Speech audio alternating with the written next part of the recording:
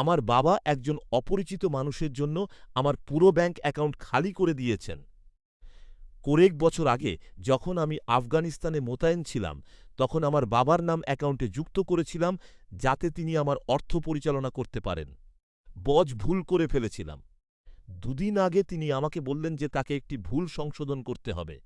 পরে জানা গেল তিনি আসলে একদল স্ক্যামারের জালে আটকা পড়েছিলেন।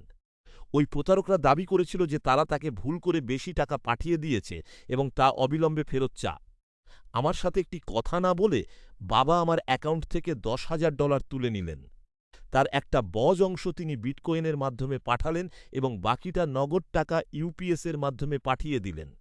সব শেষ হয়ে যাওয়ার আগে তিনি আমাকে কিছুই জানাননি।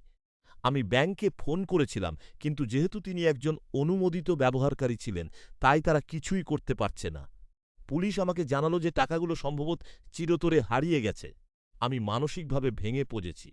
বছরের পর বছর ধরে করা কঠোর পরিশ্রম আর ত্যাগের ফল এক নিমেষেই উবে গেল। মাত্র গত সপ্তাহেই আমি তাকে স্ক্যাম বা প্রতারণা সম্পর্কে সতর্ক করেছিলাম।